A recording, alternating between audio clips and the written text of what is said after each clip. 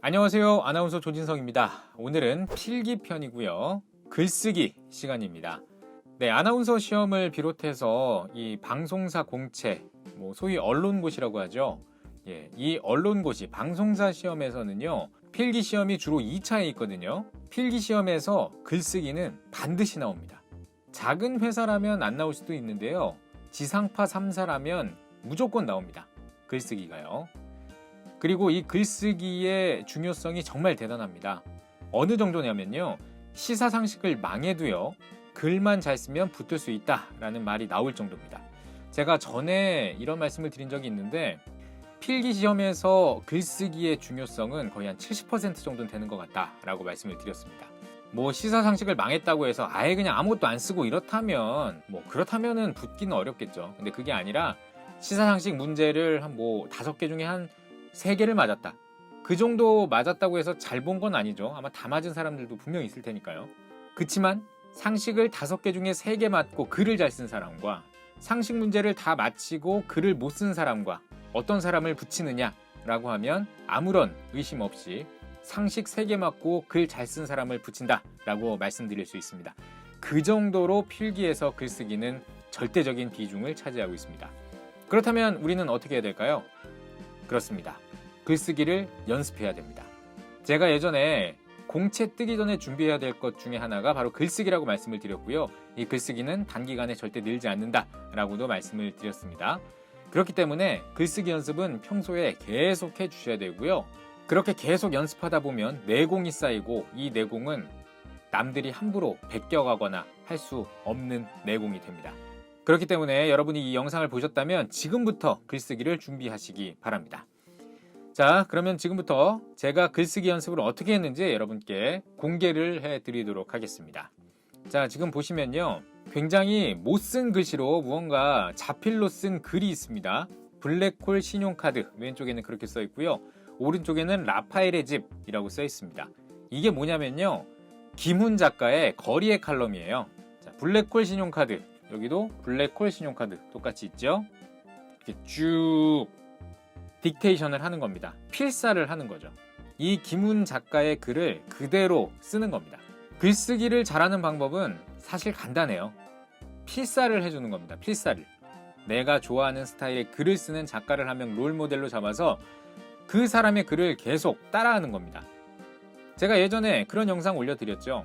이렇게 연습하면 카메라 테스트 합격합니다. 라는 영상 올려드리면서 3사 아나운서 한 명을 롤모델로 잡아서 그 아나운서가 하는 뉴스를 억양이라든지 흐름이라든지 습관 같은 것들 그대로 따라해서 해라. 그러면 붙을 수 있다. 라고 말씀을 드렸습니다. 글도 마찬가지예요. 내가 이 작가의 스타일을 좋아한다. 이 작가가 글 쓰는 스타일을 좋아한다. 라고 한다면 그 작가 한 명을 롤모델로 잡으세요. 그리고 그 작가의 글을 계속해서 필사를 하십시오. 계속해서 받아 적는 거예요. 옮겨 적는 겁니다. 그러면 뉴스를 연습할 때랑 똑같은 현상이 나옵니다. 그걸 계속 지속을 해서 습관이 되면요. 어느 순간 내 글이 롤모델의 글과 스타일이 비슷해집니다. 참 신기합니다. 뉴스도 마찬가지고 글쓰기도 마찬가지입니다. 롤모델 하나 잡아서 그 롤모델이 하는 걸 꾸준히 지켜보고 따라해보고 또 그게 습관이 되면요. 내가 그 롤모델처럼 뉴스를 하게 되고 글을 쓰게 되는 겁니다. 어떻게 보면 참 쉽죠. 그냥 따라하기만 하면 됩니다. 근데 따라하려면 제대로 따라해야 돼요. 제가 예전에 그 영상 박창현 아나운서를 따라했던 그 영상 보시면 정말 철두철미하게 따라하죠. 억양 하나까지도. 글 쓰는 것도 마찬가지로 철두철미하게 따라하셔야 됩니다. 근데 글쓰기를 연습하실 때는요. 타자로 치면 별로 좋지가 않습니다. 자필로 쓰셔야 효과가 좋습니다. 그 이유를 말씀을 드릴게요. 자, 보시죠. 제가 필사를 하면서 배웠던 게 몇 가지가 있습니다. 보면 흔히 볼 수 있다. 띄어쓰기 굉장히 어렵잖아요. 까다롭잖아요. 근데 필사를 하다 보면요. 아, 여기서 띄었구나. 여기서 띄어쓰기를 하는구나 라는 것을 알 수가 있습니다. 이걸 하면 할수록 내가 이 띄어쓰기에 익숙해지는 겁니다. 그러면 시험을 보러 갔을 때도 나도 모르게 띄어쓰기를 제대로 하면서 글 쓰는 자신을 발견할 수가 있습니다. 이게 직접 필사를 해서 좋은 점 중에 하나고요. 두 번째는요. 직접 쓰게 되면 이 글을요. 한 번만 읽게 되는 게 아닙니다. 여러 번 읽게 됩니다. 어쩔 수 없이. 자, 보세요. 먼저 좋은 글을 한번 추려야 되잖아요. 그러면 이 작가의 글을 한번 읽어봅니다. 읽어보면 내 마음을 때리는 구절이 있을 수도 있고 없을 수도 있습니다. 만약에 한 구절이라도 내 마음을 때리는 구절이 있다. 그렇다면 저는 필사를 시작했습니다. 여기 지금 형광펜으로 칠해져 있는 부분이 있죠. 이 부분이 저한테는 좀 가슴에 와닿았어요.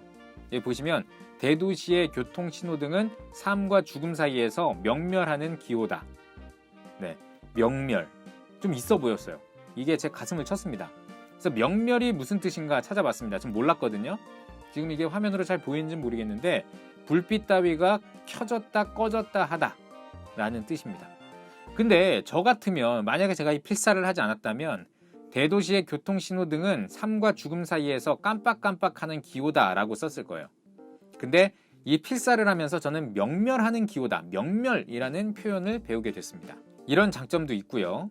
다시 본론으로 넘어와서 일단 한번 읽게 됩니다. 그럼 저는 이 명멸하는 기호다라는 게 제 가슴에 꽂힌 거잖아요. 그럼 쓰기 시작합니다. 근데 제가 천재도 아니고요. 이 글을 한번 딱 보고 이 글을 보지 않고 바로 똑같이 여기에다가 똑같이 제가 쓸 수 있나요? 아니죠. 남의 신용카드를 여기만 잠깐 보고 이제 쓰기 시작합니다. 그리고 까먹죠? 그럼 다시 봅니다. 훔쳐서 쓰다가, 근데 훔쳐서 쓰다가 할 때도 제가 되뇌이면서 쓰게 됩니다. 훔쳐서 쓰다가. 경찰서에 끌려오는 젊은이들을 흔히 볼 수 있다. 이것도 마찬가지예요. 경찰서에 하면서 계속 기억을 하는 거죠. 속으로 계속 되뇌이고 머릿속으로 계속 생각하면서 글을 쓰게 됩니다. 그렇게 쭉 쓰잖아요. 그럼 벌써 2번을 읽은 거예요. 왜 2번을 읽었죠? 처음에는 가슴에 와닿는, 내 가슴을 때리는 이 표현이 있는지 없는지 한번 보기 위해서 정독을 한번 했고요. 그 다음에 제가 이걸 쓰면서 부분 계속 읽고 되뇌면서 한 번 이상을 또 읽게 되는 겁니다. 그럼 이 글을 2번 정도 읽게 되는 거예요. 필사를 하게 된다면 기본적으로 2번 이상을 읽게 되는 겁니다. 그러고 나서 제 가슴을 때렸던 이 표현 있죠. 이 표현들을 기억해서 이 표현들에 이렇게 형광펜을 칠했습니다. 왜냐면 이게 모이다 보면 양이 굉장히 많아지거든요. 그러면 나중에 내가 어떤 문장에서 감동을 받았지? 까먹을 때가 있습니다. 그렇기 때문에 이렇게 해놓는 거예요. 자, 이런 게 쌓이고 쌓이면요. 한번 넘겨볼게요. 여기 보시면 제가끔이라는 표현이 있어요. 여러분 혹시 제가끔이라는 표현 들어보셨습니까? 몰라서 찾아봤거든요. 제각기와 같은 말입니다. 네, 그래서 제각기를 써야 하는 그런 상황에 제가끔을 하나 써준다. 그렇다면 또 있어 보이겠다라는 생각을 해서 저는 이때 이거를 체크를 해놨던 것 같습니다.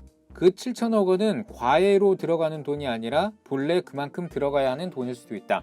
저는 이 과외가 그냥 사적으로 알려주는, 강의해주는 그런 것만 알고 있었는데 과외가 정해진 범위 이외의 것으로 쓰이더라고요. 네, 철벽과도 같은 현실이 학생 기자들의 앞에 가로놓여 있다라는 표현이 있습니다. 저는 이 가로놓여 있다라는 표현을 몰라가지고 여기 찾아봤습니다. 일의 진행이나 해결을 어렵게 하는 장애가 앞에 버티고 있다라는 뜻이래요. 그래서 아까 제가끔이라는 표현과 가로놓여 있다라는 표현을 쓴다면 또 있어 보이겠구나. 자, 이렇게 제가 김훈거리의 칼럼을 필사했던 그런 자료를 여러분께 보여드렸습니다. 자, 이렇게 형광펜으로 제가 칠해놨잖아요. 이걸로 끝을 내면 안 됩니다. 이제 어떻게 하냐면요. 이렇게 형광펜으로 칠해놓은 거는 형광펜으로 칠해놓은 것만 따로 필사를 하는 거예요.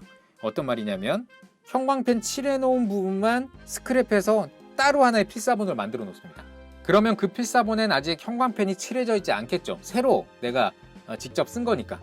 그러면은 내가 한번 좋다고 걸은 표현이에요. 그 표현은 이미 내가 한번 봤을 때 이 부분이 내 가슴을 때렸어 라고 해서 제가 줄을 칠해놨지만 근데 다시 보니까 가슴을 치지 않는 내용들도 있어요.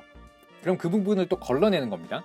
그렇게 한번 다시 써서 보면 그 형광펜을 칠해놓은 표현 중에서도 내 가슴을 여전히 때리는 그런 표현이 있고요. 이 표현에 내가 왜 형광펜을 칠했었지? 라고 생각하는 표현도 있을 겁니다. 그러면 다시 이 추려진 내용 안에서 또다시 형광펜으로 또 추려보는 거예요. 그 다음에 더 이걸 필사할 필요는 없습니다. 왜냐면요, 한번 보세요. 지금 벌써 몇 번을 본 거예요, 이 글을. 적어도 한 5번 정도 본 거예요. 그럼 어떻게 되냐면요, 내가 이 표현을 외워야겠다라고 생각하지 않아도 이미 외워져 있습니다. 이렇게 보면요. 필사를 함으로써 이 사람의 글을 단락단락을 굉장히 좋은 베스트 문장을 내가 어느 순간 외우고 있어요. 머릿속으로 자동으로 들어옵니다. 이렇게 계속 진행을 하잖아요. 그럼 이 사람의 베스트 글들이 계속 나한테 쌓이게 돼요. 나중에 시험이 떴다. 그리고 카트에 붙었다. 그럼 어떻게 하면 되나요? 이거를 이 형광펜 칠한 것만 계속 보는 겁니다. 그러면 맞아, 이런 표현이 있었지. 리마인드 되고요. 안 잊어버려요, 잘. 그렇게 되면 어떻게 되냐면 시험장에 딱 갔을 때 주제를 받으면 그 주제와 관련된 내가 외웠던 그 좋은 표현들이 촥촥촥 생각이 나기 시작합니다.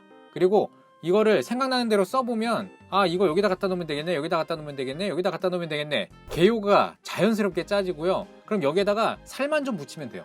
그러면 글 쓸 때 거의 제일 빨리 쓰고 끝냅니다. 근데 내용은 진짜 좋아요.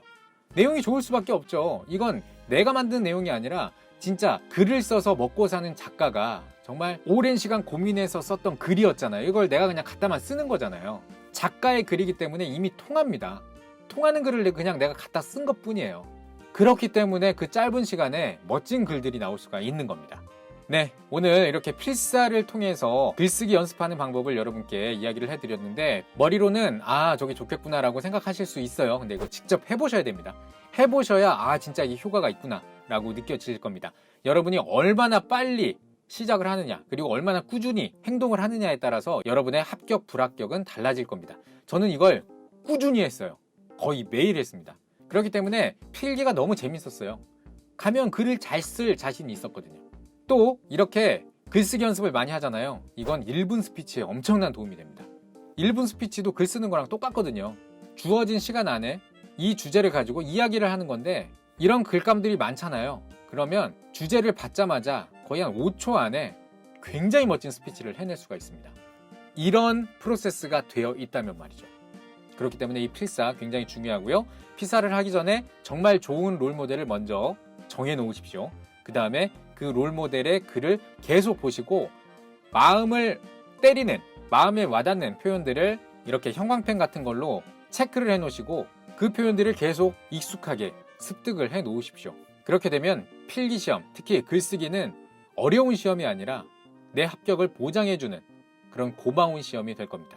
네, 제가 오늘 준비한 소식은 여기까지고요. 궁금하신 점은 댓글로 달아주시기 바랍니다. 구독과 좋아요, 알림 설정 한 번씩 부탁드리겠습니다. 저는 다음 시간에 더 알찬 내용으로 돌아오겠습니다. 고맙습니다.